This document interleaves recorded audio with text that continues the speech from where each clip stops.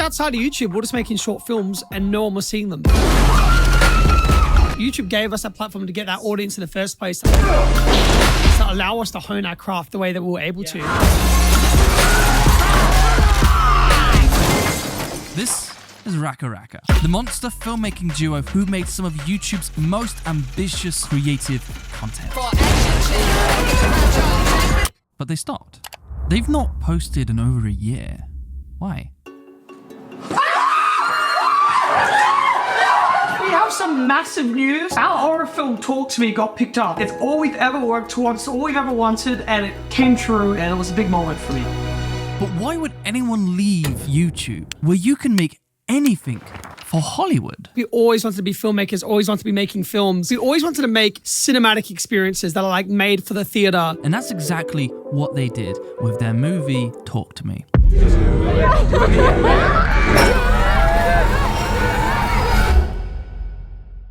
Talk to me.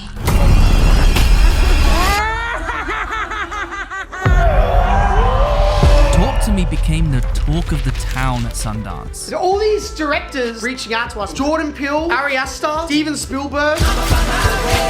And a very prestigious distributor bought the film. And it became A24's biggest opening since Hereditary. And after all of that adventure, I had a conversation with the Racka boys to discuss how they did that. The Editing Podcast is brought to you by Riverside. It is the best remote video recording tool for podcasts. You can find out more about them later. Do you guys remember when we first met? Yes. Hit me. We shot something for Logan's channel. Yes. Yes. There was 2 videos that we did actually. With the first one we edited by ourselves and the second one was much bigger and we needed help. We're like, give us your editor. And then Logan put us in touch with Hayden. The first one was the third verse. What are you doing, bro? Australians don't need invites, Logan. Hold up. This is kind of up, man. I want to grab the third verse, bro. Yeah. Yes. And you guys had that whole big fight scene, and I remember getting that on my inbox.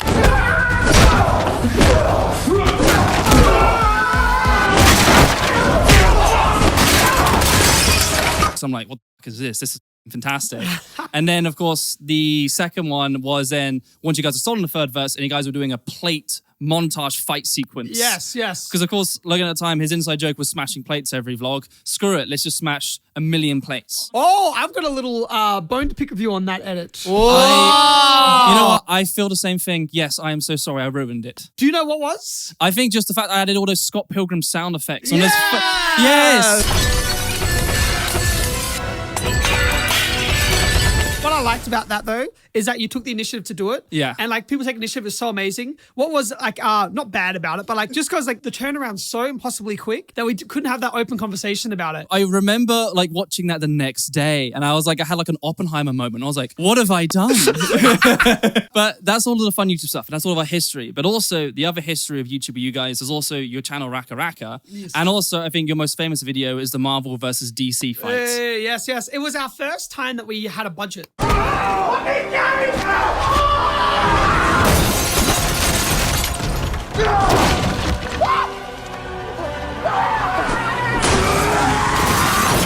It was the first time that we directed a crew properly because all of the YouTube stuff up until 1 million subscribers, we didn't want to even monetize. And then when we hit 1 million subscribers, we did. We were starting to get a bit of money in and we were starting to really expand the channel. We started to work with different, like our VFX artist, Jack James Troy. We started working with him. We started working with our makeup artist. And then Marvel vs. DC was the first time we got to build sets. We got to do wire work. Off of Marvel vs. DC, we met our makeup artist, Beck Barato. She did an awesome job on that. She was down to work with us for free and keep helping us out. So she did the Mortal Kombat fatalities. We kept working with her over the years. And then we got her as a head of department on Talk to Me. Oh, so even the connections you were making during your YouTube journey like brought you into having them onto your movie as well? Yes. Yeah, 100%. We've been working with her for years. We love her so much. We know she can do it. And so she did and designed all the actual possession makeup of Talk to Me, yeah. I think that's a really good testament as to, I think, how infectious your content is. Even when I was first watching that video and even all of the other videos in your library, there was something special about it. Like this was, this is what YouTube can be. People being thrown through walls, the wire work. And I was like, wait, you can do that on YouTube?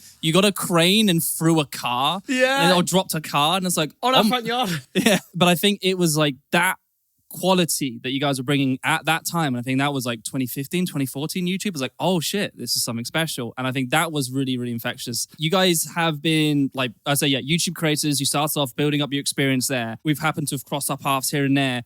And then I didn't really hear from you for a couple of years. And then the next thing I knew, you guys have made an A24 movie.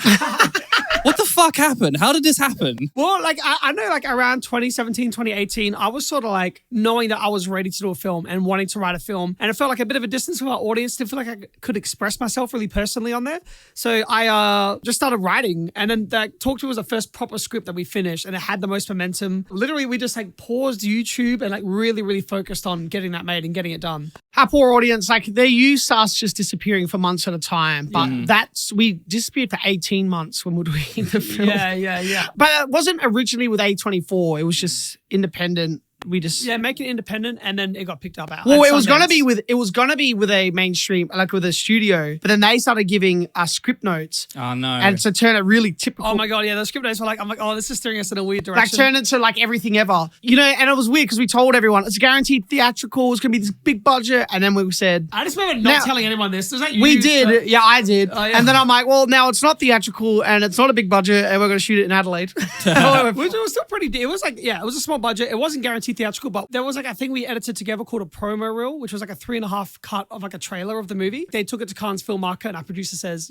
it's just a promo reel. Don't expect to sell that many territories or whatever. And then when she came back, she said, we've pre-sold 80% of the world. I remember sort of that moment when you did go to Cannes, and I saw it in a video where you did a screening, and it kind of looked like immediately afterwards, I think whoever that was says, A24 just bought your movie. Yeah, that was at Sundance. That was later. At Sundance. Yeah, okay. that was our producer, Sam. Yeah. So this was recorded in our studio, and we also record podcasts remotely, and we're able to get that 4K crispy video with Riverside. If you're not using Riverside for all of your virtual meetings, you're making a big mistake. I've even been using it for consultations. As soon as we're done, I get to send them the entire recording. And not to mention the recording quality is it's good, which is why we like to use it for podcasting. And we love it because it records each audio and video track separately, so that editing is such a breeze when we get into post. Which means our editor can get started on cutting it almost immediately. And even if you or your guest has absolute garbage internet, it doesn't matter. Because remember that one time when we were in the hotel room? I mean, the call kept on jostling.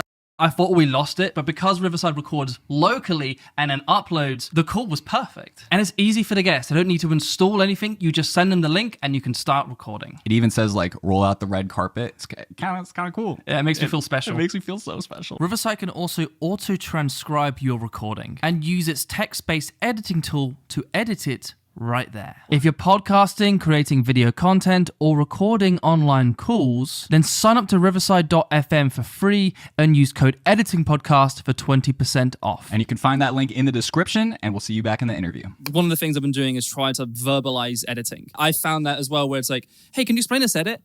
No, but you just know that's right. But I still do think that's a fun game for us to play. So I do actually want to show a scene, and I actually want to see you guys. Can you explain the editing choices into making this sequence work? Oh, okay. Yeah. Can I have a go? Sorry. After that, just get your thought dog out and no cameras.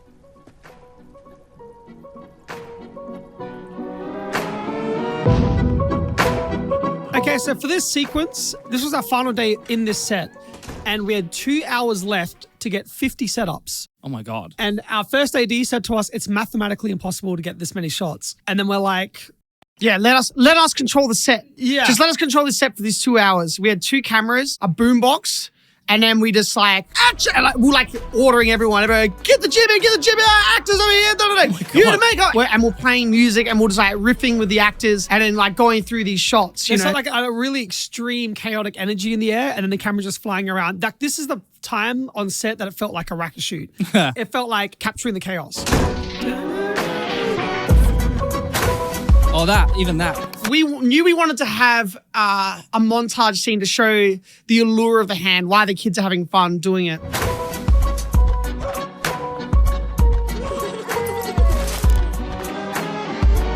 I like to describe it as the actors are the conductors of the music. Yeah, Chris just dancing and then doing the like with his arm as well to like the music.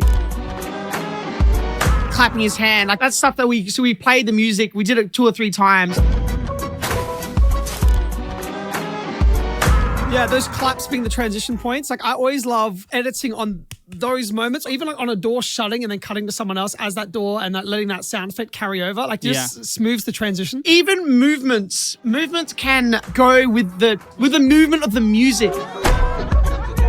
And I was listening to hundreds of songs trying to find the right one. And then I came across that Edith Piaf remix. It's like old and new. So it's like, just like the kids are like a current generation using an ancient relic. The music was like a modern remix of an old song. So it's like, it made sense. And when I found it, I was like, oh, this is the perfect vibe. Yes. And the song wasn't picked in post. Like this song was playing on set. Like we always knew that this song was going to be the one. Because there's even a scene later on where a character starts singing along to the song. That's because like we had it picked and we like mapped out what was going to happen in the sequence. The build up on this moment, I fucking love.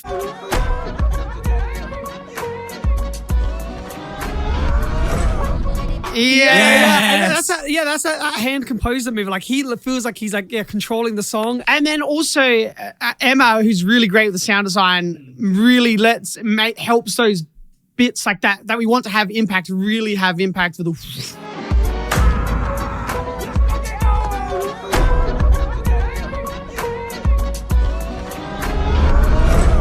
And then also the biggest shout out to our focus puller as well, Charlie, in this scene, because the camera was flying around so much and we were just screaming direction. And like usually you have to like plot out. He was going with the flow and he kept it all in focus somehow all the way through the sequence. That's a skill and a half.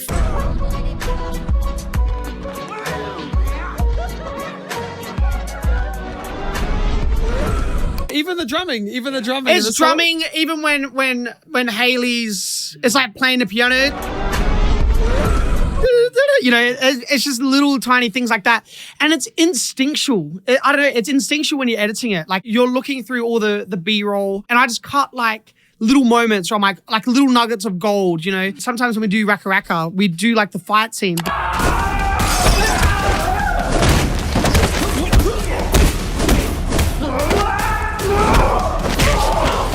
Then we do like a riff where everyone will just make stuff up. And there'd be little bits that you can use in there and like little just flashes. Insert into the fight scene. Yeah. It's the same with this stuff. You got two cameras and then you're just like scanning through the footage and seeing just little moments. Like Sophie there, looking to the side and clicking that tiny bit. And then you're just like, oh, okay, you cut that. And then it's like a puzzle, putting it where does this make sense? Yeah, where you does grab all those moments, you put them in a side thing and then you start like putting it to the movie and start trying to put it together. Like The music of this is motivating a lot of these cuts. Yeah. And it's like, hey, like we need like this beat and now I got these shots and I need to make sure that these shots are like responding to the timing of this music. Yeah. Okay, so I've got this shot here, and I got this shot here, and I got a little gap. Okay, let me go through. Oh, that's a great moment. Let me put that in, and there we go. Like it responds to each other so much more. Yeah, it's like music video editing. This truly is a genuine music video edit, but motivated narratively. Yeah, and I think it is grabbing all of those scenes, all those shots, making it cohesive and not random. Like this could have been very easy just become like a random montage. Yeah. It's like you're picking up the river, the pace. Great little moments as well. It was funny. I remember showing this cut to the co-writer, Bill Hinsman. He's like, it's really horny. Yeah. Because, you know, Joss is like using it as a dick, you know. The whole intent of the scene is putting us in a really great false sense of security. This thing is a toy for them. Yeah. And then making sure throwing in those cuts, like they're not taking this seriously. Yeah, and I like that. Oh. She's blowing the music out. Yeah. They're blowing the music out. You know. It's all through like movement. It's just movement. I like that because it's like, again, since they're not taking it that seriously, that beat told me like they're in danger. It's like the seriousness just creeped in just a little bit more there. And it kind of made this whole thing like, yeah, this is fun, but it's just something's wrong here. Yeah. And then building up to this moment here of Sophie singing, which was literally, she came to set learning how to sing in French and then did that without, like we were going to get a singer to like dub over her voice, but her performance in this was just like, what the fuck? It was perfect. She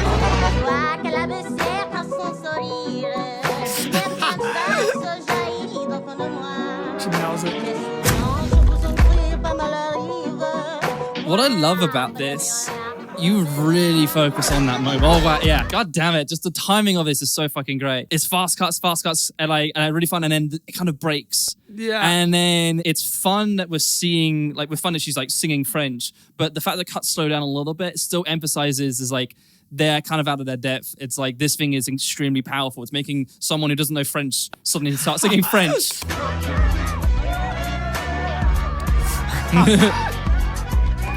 This is so much fun to film. The timing of the dog. Brilliant. Again, like, did you experiment on when to cut back to the dog? Yeah. And then tying it to his bark as well. God damn it. That's a great cut. Yeah. So I was like, it's motivating that. And look at that. That was a rig that we attached to the chair. So it was like Otis is sitting in a chair. He's on like a rig it's like tied to this, like a seesaw that we created, and the camera's attached. So, and the stunt guys are like controlling it so he could move with Otis. And you can't buy that sort of stuff. You have to build that specifically for those shots. But like having those little moments, even if they're for like a second or two. If you do something that's good, you put a lot of effort into it and you don't show it off, and it's only there for like a second or two. For me, when I see that in films, I respect it so much more, because it's not like, oh, look how much effort was this, and then like that's put on screen. It's like just having it for like a little tiny moment like that. Yeah. It just makes it. To me, I always respect films that just they put a lot of effort to something that's not on screen. It makes the film feel so much bigger. Hello. Cheeky segue. There's a few products we would like to share with you. So take a look. Did you know that running a YouTube channel is really hard? We didn't. We've been podcasting for almost a year now, and it's like a startup life. And Creative Juice understands that making a creative business is messy and confusing. And they found ways to make it as easy as possible with Juice Club. It's the ultimate members-only community for creators like you and Hayden and I. Hello. Looking to level up their business. And here's all the perks that they will give you. Creator community, monthly ad sets advances, unlimited bookkeeping growth tools, and beta brand boosts too. As the creator economy continues to boom, most creators end up feeling isolated. I mean, literally, me and Jordan are in two completely different buildings and been working together. Like, I haven't seen him in weeks. I miss you, bro. I miss you too, man. We need to hang out more. We're doing a podcast. Hayden, I miss you so much. Community and resources can be the difference between a creator burnout or growth. You deserve financial tools and resources catered to your needs. So if you want to join the Juice Club, hit the link in the description and we'll see you in there.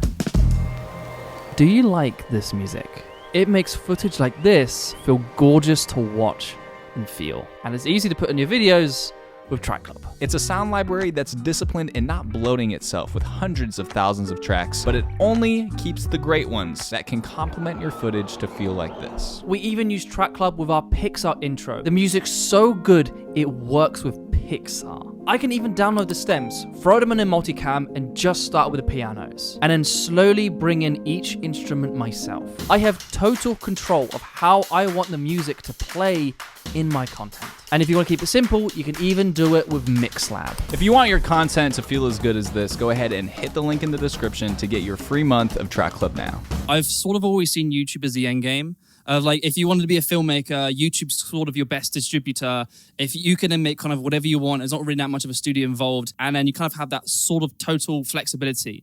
But then kind of you guys sort of decided to move on from YouTube, and actually you gave yourselves permission to think bigger. And you guys went, actually, you know what? Yeah, we can get A24 to distribute our movie. We can get quite a few $1 million to therefore be making our movie. You thought bigger that I actually didn't really think was possible. That was always our end game. It was never YouTube. So we had the opposite. Like, we always wanted to be filmmakers, always wanted to be making films. And where it differentiates from me, like, I know that like people have like big budgets and like Mr. Beast has a studio and stuff like that, but like we always wanted to make cinematic experiences that are like made for the theater, that didn't have to rely on YouTube algorithm and watch time, and people aren't going to be quitting in and out. It's like you go into that movie, you're sitting down for that entire experience and you're going to have an experience. I just knew that was always our end goal, was like create like big communal cinema experiences, and that's what we want to do for the rest of our lives. It's interesting because it's the opposite, right? Like kids nowadays, it's like everyone wants to be a YouTuber. Yeah. Whereas we were the opposite. Like we were YouTube. The generation before. Yeah, with the generation before, like we didn't want to be YouTubers, we wanted to be filmmakers. And then YouTube was just a way to create and like get exposure and like, and we really got sucked into the vortex of YouTube for years, you know? And we were writing, but the YouTube stuff was happening. Like the YouTube stuff was so quick, and like you get that instant what's it called? Gratification. Gratification of like uploading, comments, growth. So we didn't really have time to properly focus on the writing. But then when the algorithm changed and things were changing, we're like, are we going to forever be doing this, or let's go back to what we originally started for? I think that was one of the issues you guys were having, where the content you were making was violent. Yeah. It was very aggressive as well.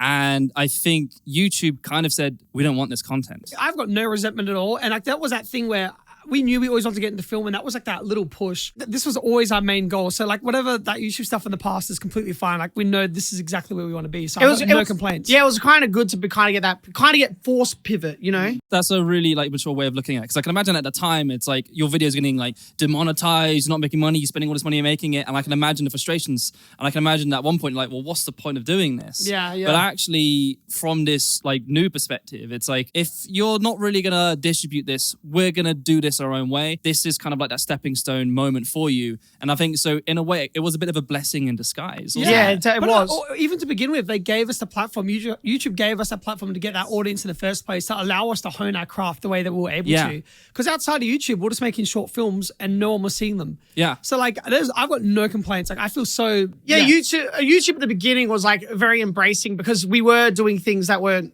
really being done on YouTube. So they like that. But then, you know, at the end of the day, like it was good to be like, okay, let's focus on the film stuff now. Yeah. But there's this weird stigma around being a YouTuber that you like from the media or whoever, that you kind of like, in a way, believe yourself, oh, we are just YouTubers. And it's like, even like we spoke to George Miller, and he said, and this was a few years ago, he's like, if I had the platform of YouTube, I'd be uploading to that. Because it's a way to get seen internationally straight away. But there's a reason why, is because like companies approach the YouTubers that don't really want to be filmmakers and like force a movie on them or force them to be in a movie, and it's not their passion. It feels like a corporate money grab, and it feels like there's a disconnect. So it's not like, that's what feels like a YouTube movie, where there are like talented YouTubers that want to be filmmakers that I think definitely can make that crossover. Well, even your style. Definitely. Yeah, dude, it's like your style, it's like we appreciate it so much because it's like you can see the talent. You can see the talent and the passion. That's like, you can see that you're always into it, which is amazing. And like, you can make that switch. It's like, it's a thing that we put in our minds, like, oh, we can't make, we're not good enough, we're not, you know, whatever. But it's like, it's just not true, you know? I really appreciate that, guy. Thank you so much. But I think you're right. There is like this sort of stigma that if you're a YouTuber, you can't be a filmmaker. But I think like the opposite is true. How to develop being a great filmmaker, you should also be a YouTuber. Use the opportunity to make as many films as you can, like not just content or algorithmic content, like whatever you think is best for you and the craft that you want. And that's exactly what you guys did. You then were able to give yourself so much more experience, and you were the gatekeepers. Like you were able to do this yourself. And then what that then meant is that your first film was honestly pretty fucking solid. We've all seen like filmmakers' first ever films, and it's like, you can tell it was a bit rough around the edges and have experience. Like this movie, this kind of felt like your 10th movie, basically. Yeah, it's like it's like every video, it's like a game, and you're like leveling up experience, and you go through all these issues. Even when you try to do something and it completely doesn't work, the next time you go to do something similar, you take that experience to the next one, you know? And we always learnt